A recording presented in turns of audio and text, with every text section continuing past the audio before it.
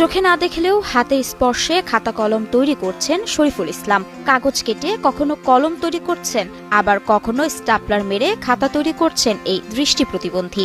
আবার এইভাবে সমান করে নেওয়ার পরে এটা এইভাবে নিলাম, নিয়ে যে দৃষ্টিশক্তি ছাড়াই মুহূর্তের মধ্যে তৈরি করছেন রং বেরঙের কলম। শুধু তৈরি নয়, সশরীরে বিভিন্ন স্থানে বিক্রিও করছেন তিনি। আমি এখানে দুইভাবে বিক্রি করি। প্রথমত আমি নিজে সরাসরি কাস্টমারের কাছে গিয়ে বিক্রি করি, আবার অনেক সময় আমি দোকানদারদের কাছে পাইকারি বিক্রি করি। আর চট্টগ্রাম বিশ্ববিদ্যালয়ে সেখানেও ওইভাবে দেই। আমি সেখানে ভ্রাম্যমান মানে ভাসমান দোকান দেই, চেয়ার টেবিল নিয়ে, মানে গুরুত্বপূর্ণ স্থানগুলোতে।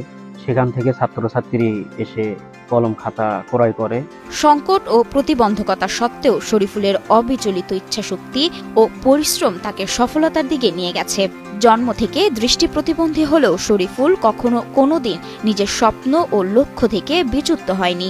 লেখাপড়ার ক্ষেত্রে লিখতাম শ্রুতি লেখক দিয়ে, মানে আমি বলতাম, সহযোগী ছিল, সে লিখে দিত পরীক্ষার খাতায়।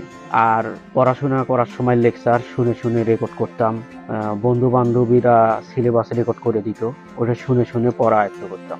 শরীফুলের যাত্রা শুরু হয়েছিল সমাজসেবা অধিদপ্তরের সমন্বিত দৃষ্টি প্রতিবন্ধী কার্যক্রমের আওতায়। এসএসসি, এইচএসসি এবং চট্টগ্রাম বিশ্ববিদ্যালয়ে ভর্তি হয়ে সে কঠোর পরিশ্রম ও বন্ধুদের সহযোগিতায় লেখাপড়া চালিয়ে গেছেন। লেখাপড়া আমি চট্টগ্রাম বিশ্ববিদ্যালয় থেকে মাস্টার্স পরীক্ষা দিয়েছি, এখনো রেজাল্ট হয়নি। শরীফুল শুধু লেখাপড়ার ক্ষেত্রেই নয়, জীবনের কঠিন বাস্তবতাতেও নিজের স্বাবলম্বিতার পথ খুঁজে পেয়েছেন। 2023 সালে খাতা তৈরি করে বিক্রি শুরু করেছিলেন তিনি। এরপর কাগজ দিয়ে কলম তৈরি করার ধারণা পেয়েই সে তা বাস্তবায়ন করেন। প্রাথমিকভাবে খুব উন্নত মানের কলম তৈরি না হলেও তার অদম্য প্রচেষ্টায় সে সফলতা অর্জন করে। প্রথমে আমি শুরু করছি খাতা নিজে প্রস্তুত করে বিক্রি করতে করতে আমার পরবর্তীতে বিভিন্ন ব্যক্তির মাধ্যমে আমি শুনতে পাই যে বাংলাদেশে কাগজের কলম আছে। তখন আমি সেটাকে সন্ধান করে খুঁজে বের করি, করে প্রথমে কাগজের কলম ক্রয় করি। করার পরে সেটাকে খুলে দেখি, দেখার পরে সেটাকে নিয়ে চিন্তা ভাবনা করে তারপরে নিজে নিজেই শিখছি। শরীফুল গাইবান্ধার বিভিন্ন জায়গা থেকে উপকরণ সংগ্রহ করে নিজের বাড়িতে বসে খাতা ও কলম তৈরি করে তা বিক্রি করছেন।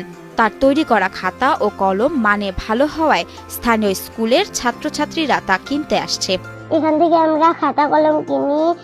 এইগুলো খাতা অনেক সুন্দর এবং কম দামে পাওয়া যায়।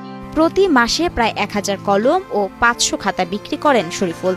তবে শরীফুলের ব্যবসার লাভ বর্তমানে তার লেখাপড়া ও জীবনযাত্রার খরচ মেটানোর জন্য যথেষ্ট নয়।